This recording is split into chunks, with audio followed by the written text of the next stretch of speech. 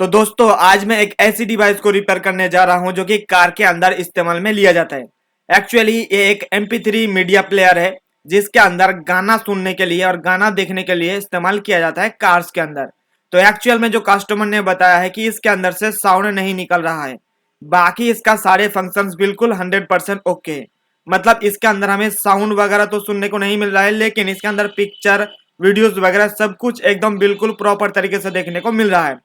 नीचे साइड से आपको देखोगे तो इसके अंदर जो स्क्रूज है ना, ये पहले से खुला हुआ है। मतलब किसी के पास इसको रिपेयर करने के लिए लेकर गया था, फिर उनके पास नहीं हुआ, फिर हमारे पास ये वाली डिवाइस रिपेयर होने के लिए आया हुआ है। तो हम इसके अंदर का जो साउंड का सेक्शन है ना, उस साउंड का सेक्शन को हम चेक करेंगे और फिर अगर कुछ गड़बड़ी लगे तो उसको हम रिपेयर करेंगे। तो सबसे पहले मैं इसका बैक साइड को खोल लेता हूं, और बैक साइड को खोलने के लिए 4 स्क्रू यहाँ पे दिया हुआ है। और इसके अंदर जितने भी आप कनेक्टर देख रहे हो ना, ये सारे के सारे कनेक्टर अभी कार के अंदर ही है, हमारे पास इसके अंदर नहीं लेकर आया है। जब भी इस टाइप का कोई भी डिवाइस आप खोलोगे तो उसके अंदर बहुत ही ध्यान से आपको ये फ्लेक्स पत्ता खोलना होगा। अगर थोड़ा सा भी गड़बड़ी या हड़बड़ी में कोई भी चीज खोलने जाओगे तो ये हमारा फ्लेक्स जो फ्रेम है या पत्ता है ना, ये टूट जाएंगे और मार्केट से आपको नहीं मिलेंगे। फिर आपको ये रिपेयर करना बहुत ही ज्यादा मुश्किल हो जाएंगे। तो सबसे पहले मैंने 4 कनेक्टर को खोला। एक बैकलाइट के लिए, दूसरा डिस्प्ले के लिए, तीसरा बटन्स के लिए और चौथा टच स्क्रीन के लिए। 4 जो कनेक्शन खोलने के बाद अभी जो हमें मेन चीज देखना पड़ेगा, इसका मेन जो ऑडियो सेक्शन है, ऑडियो एम्पलीफाइंग सेक्शन है, उस चीज को देखना पड़ेगा।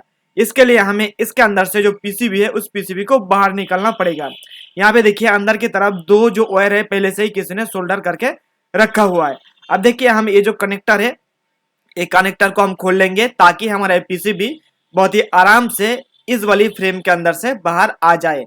तो यहाँ पे देखिए, तो उस फ्रेम को खोलने के बाद अभी इस चीज को बाहर निकालना है, और आपको देखने को मिल रहा होगा एक ऑडियो आईसी जो कि हीट सिंक के साथ जो हीट सिंक पेस्ट है वो भी लगा हुआ है। तो बेसिकली यहाँ पे एक आपको टिप्स देना चाहूंगा कि जब भी आपको इस टाइप के कोई भी MP3 मीडिया प्लेयर के अंदर से साउंड का प्रॉब्लम या नो साउंड का प्रॉब्लम आपको देखने को मिलेंगे, तो उसका ऑडियो आईसी हमें चेंज करना होता है।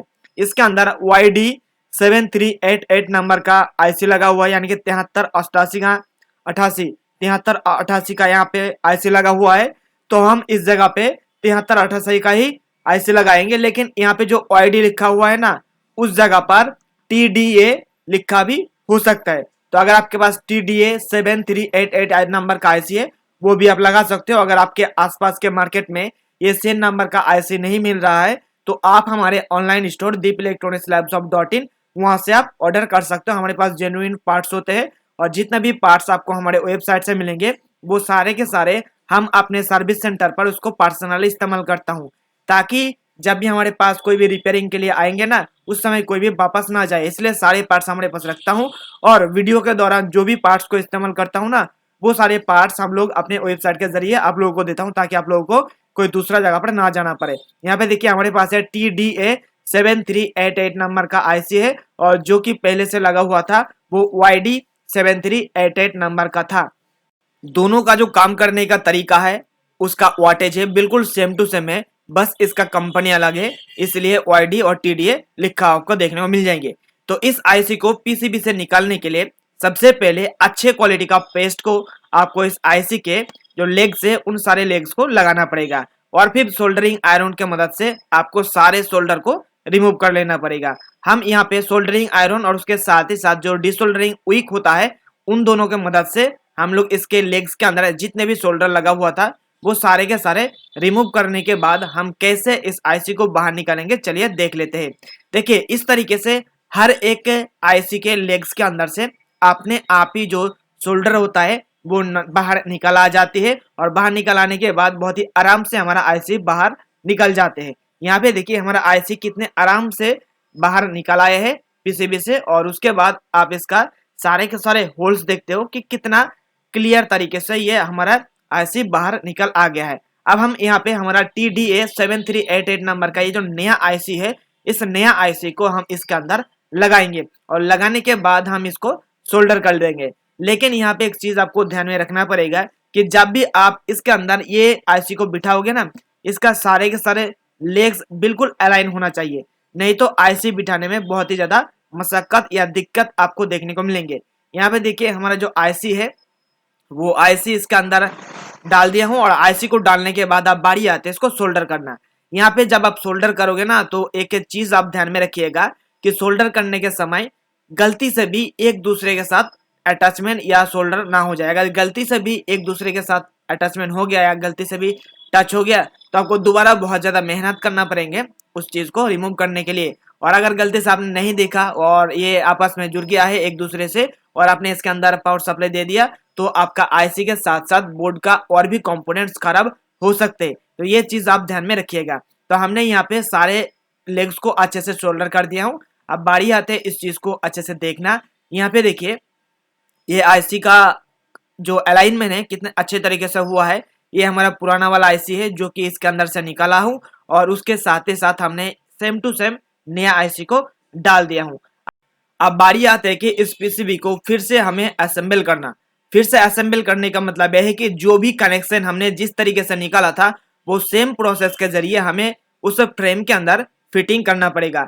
इसके लिए हमें सबसे पहले जो नया आईसी इसके अंदर डाला हूं ना, इस आईसी के अंदर हमें हीट सिंक पेस्ट को लगाना पड़ेगा। अगर हीट सिंक पेस्ट को नहीं लगाएंगे तो ये जो आईसी है ना ज्यादा ओवर हीटिंग होने की वजह से फिर से तुरंत ही खराब हो जाएगा, ज्यादा दिन तक नहीं चलेगा। इसलिए हम लोग इसके अंदर सबसे पहले यहाँ पे देखिए हीट सिंक पेस्ट को लगा दिया हूँ। अब बारी आती है कि जिस जगह पे जिस पोजीशन में ये पीसीबी लगा हुआ था वो सेम पोजीशन में हम इसके अंदर इस बोर्ड को फिट कर देंगे। और फिट करने के बाद इसका सारे जो स्क्रूज हमने निकाला था वो सारे के सारे स्क्रू को हम लोग असेंबल कर देंगे। और असेंबल करने के बाद जो सबसे ज्यादा दिक्कत का चीज हमें लगता है वो है कि इसके साथ जो डिस्प्ले के साथ साथ बटन्स और बटन्स के साथ साथ बैकलाइट का जो फ्लेक्स पत्ता था ना वो फ्लेक्स पत्ता हमें लगाना पड़ेगा, क्योंकि बहुत ही छोटा होता है और फिर उसको लगाना बहुत ही ज्यादा मुश्किल हो जाती है। तो वो सारे चीज को लगाने के बाद आपके सामने हमारा डिवाइस कुछ इस प्रकार से देखने को मिलेंगे। तो अभी हमारे पास इसको टेस्ट करने के लिए कोई भी चीज नहीं है, तो हम क्या करेंगे कि इस डिवाइस को लेकर चलते हैं कार के अंदर, और कार के अंदर इसको असेंबल करके सारे कनेक्शन करने के बाद इसके अंदर जो गाना है ना वो गाना चला के आपको दिखाता हूँ, या तो हमारे वीडियोस को आपको यूट्यूब पर चला के दिखाऊंगा। दोस्तों मैंने इस साउंड सिस्टम या म्यूजिक सिस्टम को गाड़ी के अंदर लगा दिया हूं, और लगाने के बाद जब इसको चेक किया और टेस्टिंग किया तो ये जो साउंड का प्रॉब्लम पहले था वो 100% रिपेयर हो गया है और फिक्स भी हो गया है।